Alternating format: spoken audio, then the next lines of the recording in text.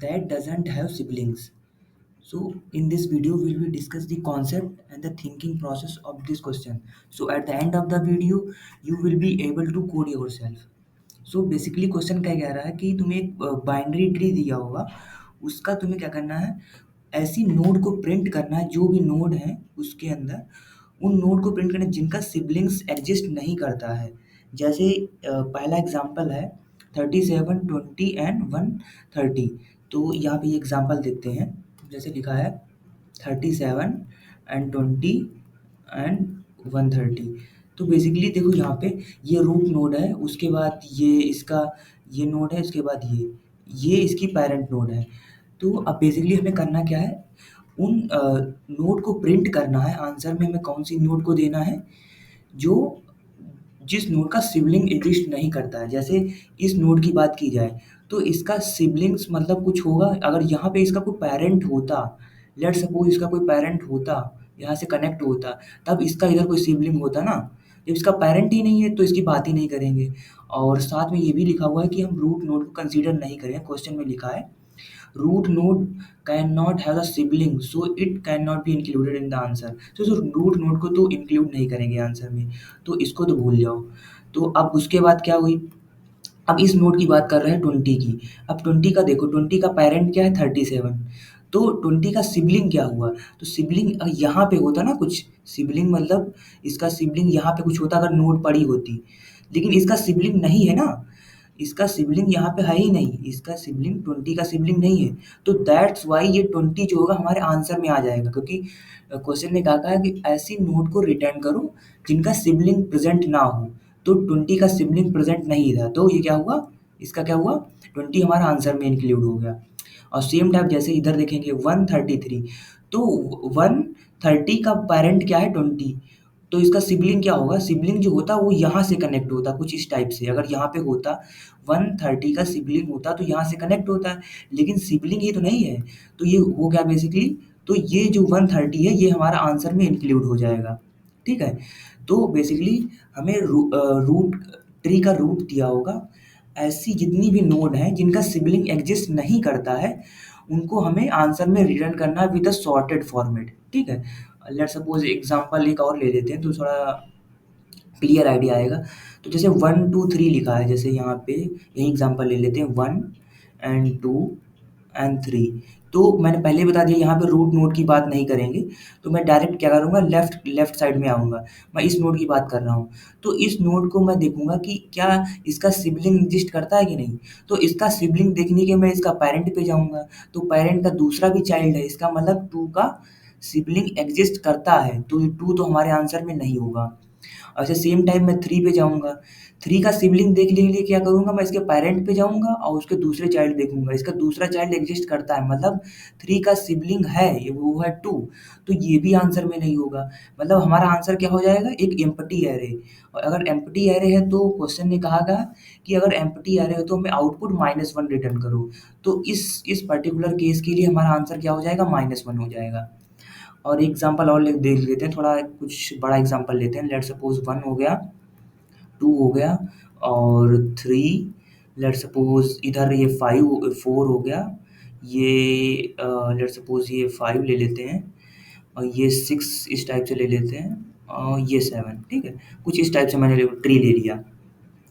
अब इसका बताना है कि ऐसी नोट में रिटर्न करनी है आंसर में जिनका क्या है, सिबलिंग एग्जिस्ट नहीं करता। तो मैंने पहले बोल दिया रूट नोड की बात नहीं करेंगे, क्योंकि आंसर ने कहा है कि रूट नोड का सिबलिंग नहीं है क्योंकि उसका पेरेंट ही नहीं है।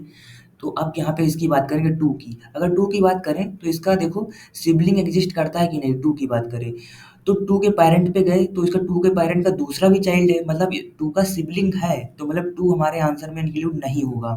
ठीक है, ऐसे ही मैं अगर 4 पे जाता हूँ, 4 पे मैं देखता हूँ कि इसका सिबलिंग है कि नहीं। तो इसका सिबलिंग देखने के लिए मैं इसके पेरेंट पे जाता हूँ, लेकिन पेरेंट का दूसरा चाइल्ड एग्जिस्ट नहीं करता। यहाँ अगर चाइल्ड होता तो सिबलिंग होता 4 का ना, तो यहाँ पे 4 का सिबलिंग नहीं है, तो मतलब 4 हमारे आंसर में इंक्लूड होगा, तो मैं 4 को अपने आंसर में रख दिया।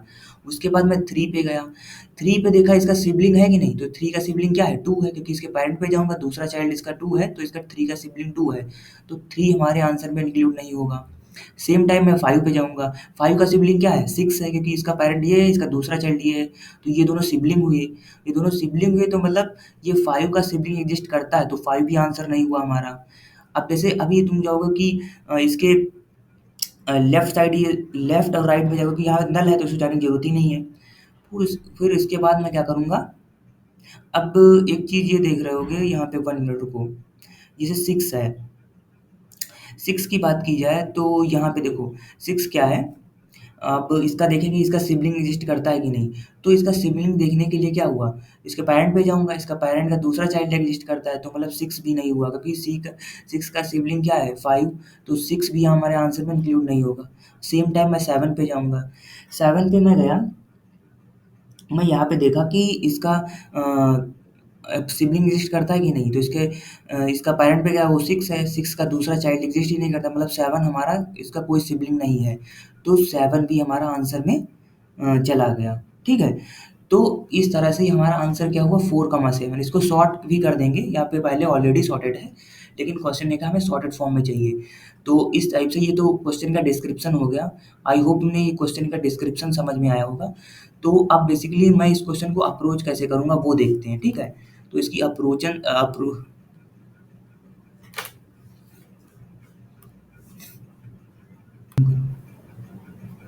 चालू करें।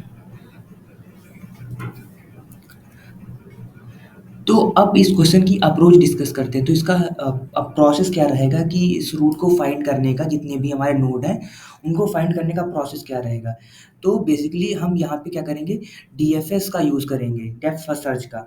तो किस टाइप से यूज़ करेंगे वो देखते हैं। लेट्स सपोज़ यही एग्ज़ाम्पल ले लेते हैं जो मैंने ऊपर अभी एक्सप्लेन किया है, यही एग्ज़ाम्पल एक बार ले लेते हैं।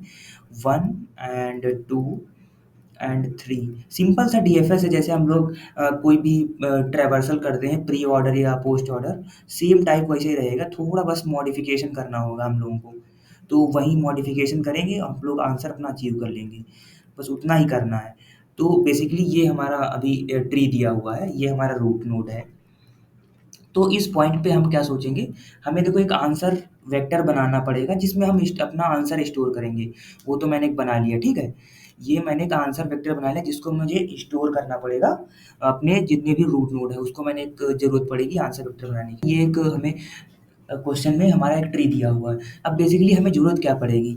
तो मैंने क्या बताया था कि अगर किसी भी नोड का अगर वो हमारी आंसर में जाएगी, मतलब आंसर में हम उसको पुश करेंगे, तो उसका बेसिकली होगा क्या? उसका एक चाइल्ड एक्जिस्ट करेगा, दूसरा चाइल्ड एक्जिस्ट नहीं करेगा। जैसे अभी तुम्हें बताते हैं, जैसे देखो यहाँ पे देखो ये, उसके पेरेंट का जैसे ये 4 है, तो 4 हमारे आंसर में था, 4 हमारे आंसर में था, तो यहाँ पे तुमने कुछ देखा होगा कि यहाँ पे तुम्हें कुछ आइडिया होगा, अगर जो 4 हमारे आंसर में है, इसका मतलब 4 का जो पेरेंट है, उसका देखो यहाँ पे लेफ्ट चाइल्ड एक्जिस्ट नहीं कर रहा है। सेम टाइम इधर तुम देखोगे कि हमारा जो यहाँ पे कुछ 7 था ना, यहाँ पे 7 था ना, यहाँ पे 7, तो अब 7 का देखो, 7 हमारे आंसर में क्यों है? क्योंकि ये 6 का जो है, 6 ये इसका जो पेरेंट है, उसका राइट चाइल्ड एक्जिस्ट नहीं कर रहा है। मतलब अगर जो कोई भी नोड हमारे आंसर में कब होगी, जब उसके पेरेंट का या लेफ्ट चाइल्ड नहीं होगा या राइट चाइल्ड नहीं होगा, लेकिन एक चाइल्ड ज़रूर होगा। अगर लेफ्ट होगा तो राइट नहीं होगा, राइट होगा तो लेफ्ट चाइल्ड नहीं होगा। तो वो क्या होगा, हमारा क्या होगा, उस पर्टिकुलर नोड के सिबलिंग प्रेज़ेंट नहीं होगा। तो ये आइडिया यहाँ पे तुम्हें बहुत ज़रूरी है आना, कि अगर कोई भी नोड हमारे अगर आंसर में ऐड हो रही है, इसका मतलब है उसके पेरेंट का अगर लेफ्ट चाइल्ड एक्जिस्ट करता है, तो राइट चाइल्ड नहीं होगा, अगर राइट चाइल्ड एक्जिस्ट करता है, तो लेफ्ट चाइल्ड नहीं होगा। तभी तो उसका एक सिबलिंग होगा और दूसरा सिबलिंग नहीं होगा। तो यही तो है मेन चीज़, मतलब एक पैरेंट होगा, एक एक चाइल्ड होगा तो दूसरा चाइल्ड नहीं होगा, तभी उसके पर्टिकुलर का सिबलिंग एग्जिस्ट नहीं करेगा। ये मेन आइडिया है यहाँ पे। तो बेसिकली करेंगे क्या हम? तो मैं क्या करूँगा, अगर जो किसी पर्टिकुलर नोड का लेफ्ट चाइल्ड भी एग्जिस्ट है, राइट चाइल्ड भी है, तो मैं क्या करूँगा, फर्दर कॉल कर दूँगा कि तुम आगे अपने जाओ, लेफ्ट में और राइट में हमें आंसर ला के दो। तो बेसिकली अब मैं क्या करूँगा, 2 पे आऊँगा।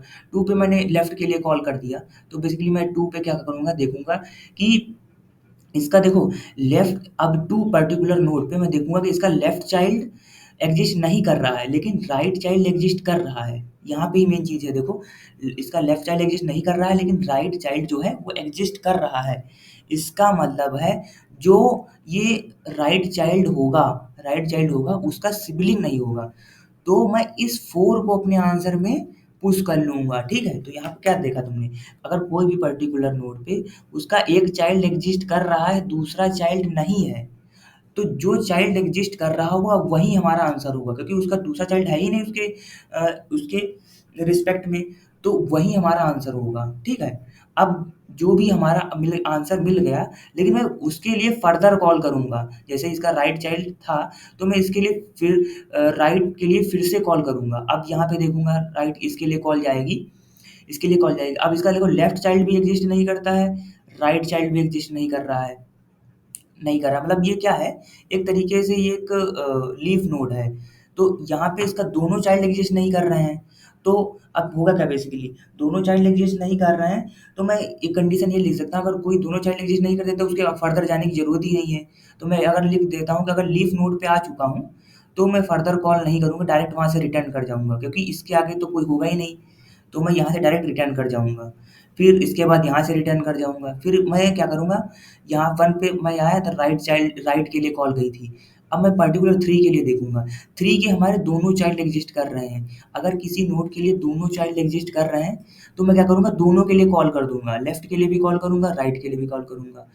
अब यहाँ पे देखो 5 के लिए, 5 का जो है हमारा, अब इस 5 के लिए आ गया, मैं इसके लिए लेफ्ट के लिए कॉल करूँगा, इसका लेफ्ट राइट दोनों इसके चाइल्ड नहीं है, तो मतलब ये लीफ नोड है।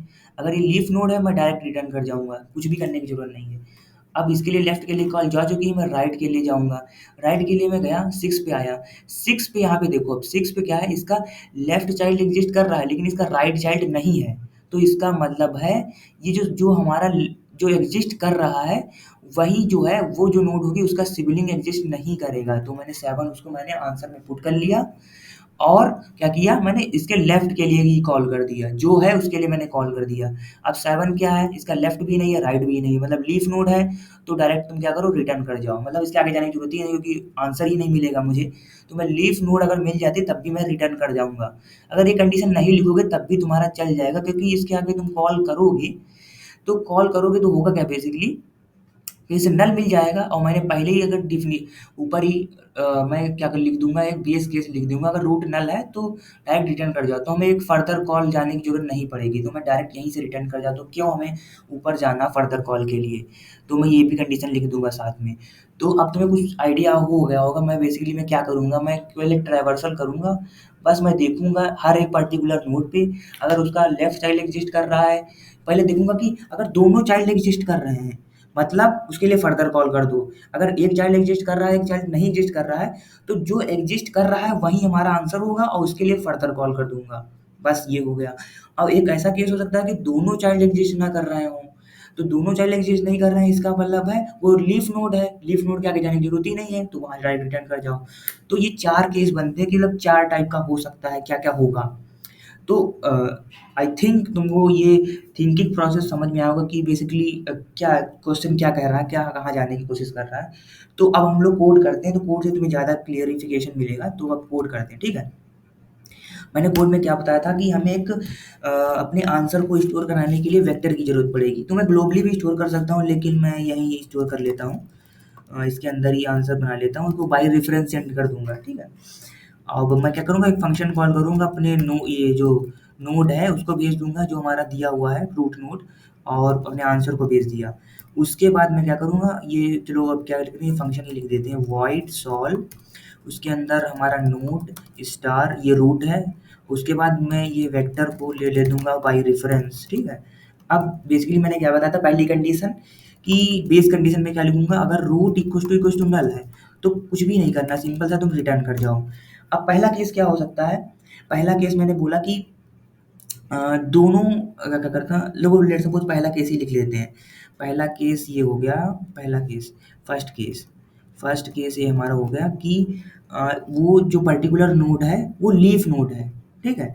पर्टिकुलर नोड लीफ नोड है, वो कैसे पता करते हैं, रूट का left equals to null, and root का right, right equal to null, अगर ऐसा है तो मैं क्या करूँगा, कुछ भी नहीं करूँगा, सिंपल सा रिटर्न कर दूंगा, क्योंकि इसके आंसर हमें नहीं मिलेगा, तो सिंपल सा रिटर्न करूँगा। सेकंड केस क्या हो सकता है, सेकंड केस यहाँ पे लिखूंगा, तो यहाँ पे सेकंड केस में लिख देता हूँ, सेकंड केस, ठीक है। सेकंड केस हमारा क्या होगा, सेकंड केस हो सकता है कि लेफ्ट चाइल्ड एग्जिस्ट कर रहा है, नहीं सेकंड केस ये लिखेंगे कि अच्छा ये लिख सकते हैं कि दोनों चाइल्ड एग्जिस्ट कर रहे हैं, ठीक है, दोनों चाइल्ड एग्जिस्ट कर रहे हैं, रूट का लेफ्ट भी एग्जिस्ट कर रहा है, मतलब नॉट इक्वल टू नल लिखो, चलो अच्छा लिख ही देते हैं, not equal to null and root का जो राइट है, रूट का राइट वो भी जो हमारा रूट का right not equal to null, ठीक है, इतनी चीज हो गई हमारी, मतलब दोनों चाइल्ड एग्जिस्ट कर रहे हैं। तो मैंने क्या कहा था, अगर किसी पर्टिकुलर नोड के दोनों चाइल्ड एग्जिस्ट कर रहे हैं तो मैं क्या करूँगा, बस बेसिकली मैं सॉल्व फंक्शन को उसके लिए लेफ्ट और राइट के लिए कॉल कर दूंगा, ठीक है। तो रूट का लेफ्ट के लिए कॉल करूंगा, आंसर भेज दूंगा, और सेम तरीके से मैं रूट का राइट कॉल कर दूंगा, आंसर सेंड कर दिया, ठीक है। ये केस हो गया। अब थर्ड केस क्या हो सकता है, थर्ड केस क्या होगा, यहाँ पे देखो, थर्ड केस क्या होगा, एल्सिफ, थर्ड केस क्या होगा कि हमारा लेफ्ट चाइल्ड एग्जिस्ट करता है, रूट का लेफ्ट जो है वो नॉट इक्वल टू नल है, ठीक है, एंड जो हमारा रूट का राइट है, राइट है, 1 मिनट, RIGHT, राइट है वो नल है, मतलब एक एग्जिस्ट कर रहा है, दूसरा एग्जिस्ट नहीं कर रहा है, जो लेफ्ट है वो मतलब एग्जिस्ट कर रहा है, रूट का लेफ्ट जो नॉट नल है। तो मैं क्या करूँगा, बेसिकली जो भी नॉट नल होगा उसको आंसर डॉट पुश बैक, मैं क्या करूँगा, रूट का जो लेफ्ट है उसका डेटा मैं क्या करूँगा अपने आंसर में पुश कर दूंगा, क्योंकि वही तो होगा बस जो वही तो रूट का चाइल्ड होगा जिसका सिबलिंग एग्जिस्ट नहीं करेगा, तो उसी को मैंने पुश कर दिया, और उसके लिए मैं फर्दर कॉल कर दूंगा सेम के लिए, मतलब रूट का लेफ्ट के लिए फर्दर कॉल कर दूंगा कि लेफ्ट हमारा नॉट नल है, तो लेफ्ट कॉमा आंसर, ठीक है, बस यही तो करना था। अब फाइनल केस क्या बचा है हमारा, फोर्थ केस क्या बचा है हमारा, कि अगर रूट का जो है हमारा लेफ्ट वो नल है, मतलब ये नल है, और रूट का जो राइट है वो नॉट नल है, ये लास्ट केस है। तो इसमें क्या करेंगे, मैं आंसर को क्या कर दूंगा, आंसर में पुश बैक कर दूंगा, जो हमारा रूट का राइट होगा उसका जो डेटा होगा, क्योंकि वही जो चाइल्ड होगा उसका सिबलिंग एग्जिस्ट नहीं करेगा, और फर्दर उसके लिए कॉल कर दूंगा उसके राइट के लिए, क्योंकि उसके लिए मैं आगे चेक करूंगा आंसर। तो बस इतना करना है, इतना करने के बाद ये हमारा आंसर इसमें आंसर में स्टोर हो जाएगा, जितना भी आंसर होगा। उसके बाद ये भी क्वेश्चन ने कहा है कि हमें जो आंसर चाहिए वो सॉर्टेड फॉर्म में चाहिए, तो बस मैं क्या करूँगा, STL फंक्शन लगा दूंगा सॉर्ट करने के लिए वेक्टर को, आंसर डॉट बिगिन और आंसर डॉट एंड, इतना करने के बाद ये हो गया। अब यहाँ पे एक चीज़ और चेक करूँगा कि ऐसा तो नहीं है कि इफ़ आंसर डॉट साइज जो है हमारा वो 0 0 है, मतलब उसकी लेंथ तो अगर 0 है, तो ऐसा है तो मैं क्या करूँगा, -1 रिटर्न कर दूंगा, ये क्वेश्चन ने स्पेसिफाई किया है, ठीक है। अगर ऐसा नहीं है तो मैं क्या करूँगा, डायरेक्ट रिटर्न कर दूंगा अपना आंसर। ये करना है बेसिकली, मैंने ये किया है। अब इसको कंपाइल करके देख लेते हैं, कोई एरर तो नहीं है। अब हाँ, तो हम लोगों का आंसर तो सही आ रहा है, सबमिट करके देखते हैं। तो यहाँ पे हाँ देखो, सबमिशन करेक्ट हो गया। तो अब बेसिकली मैंने क्या किया, मैं सम अप कर देता हूँ, मैंने बेसिकली किया क्या है, यहाँ पे मैंने आंसर एक वेक्टर बना लिया जो स्टोर करेगा, और मैंने क्या किया कि बेसिकली सॉल्व फंक्शन कॉल कर दिया बस बेसिकली। अब यहाँ पे मैं बस क्या कर रहा हूँ, बस ट्रैवर्स कर रहा हूँ। कैसे ट्रैवर्स कर रहा हूँ, कोई भी ट्रैवर्सल लगा सकते हो तुम, इसको राइट को ऊपर कर सकते हो, लेफ्ट को नीचे कर सकते हो, प्री और पोस्ट और कुछ भी लगा सकते हो, उसकी बात नहीं है। तो मैं बेसिकली क्या कर रहा हूँ कि यहाँ पे रूट को अगर नल है तो रिटर्न कर जाओ, कुछ भी करने की जरूरत नहीं है। अगर जो और ये फर्स्ट केस क्या हुआ, अगर जो हमारा रूट है वो लीफ नोड है तब भी रिटर्न कर जाओ, क्योंकि मुझे आंसर नहीं मिलेगा, ठीक है। उसके बाद मैं क्या कर रहा हूँ कि अगर कोई पर्टिकुलर नोड पे दोनों ही उसके लेफ्ट और राइट नॉट नल है, तो मतलब उसका कुछ भी नहीं एग्जिस्ट करेगा, फर्दर कॉल कर दो। तो मैंने दोनों लेफ्ट राइट के लिए फर्दर कॉल कर दिया। थर्ड केस क्या हुआ कि अगर उसका लेफ्ट एग्जिस्ट कर रहा है, राइट एग्जिस्ट नहीं कर रहा है। तो मैं क्या करूँगा, जो लेफ्ट का चाइल्ड होगा वही हमारा आंसर होगा। लेफ्ट को चाइल्ड को मैंने डेटा को पुश कर दिया और उसके लेफ्ट के लिए कॉल कर दिया सेम। और सेम तरीके से राइट के लिए, राइट नहीं नॉट नल है तो राइट को मैंने राइट का चाइल्ड का डेटा मैंने पुश कर दिया क्योंकि उसका सिबलिंग एग्जिस्ट नहीं करेगा, और साथ में राइट के लिए कॉल कर दिया। और बस मैंने इसको क्या आंसर में स्टोर करके और उसके बाद मैंने आंसर को सॉर्ट कर दिया। सेम टाइम अगर जो आंसर की वैल्यू हमारी 0 है, मतलब कोई भी ऐसी उसका सिबलिंग नहीं है, तो मैं -1 रिटर्न करूँगा, नहीं तो मैं अपना आंसर रिटर्न करूँगा। तो आई होप तुम लोगों को ये कोड का एक्सप्लेनेशन समझ में आया होगा। ठीक है? तो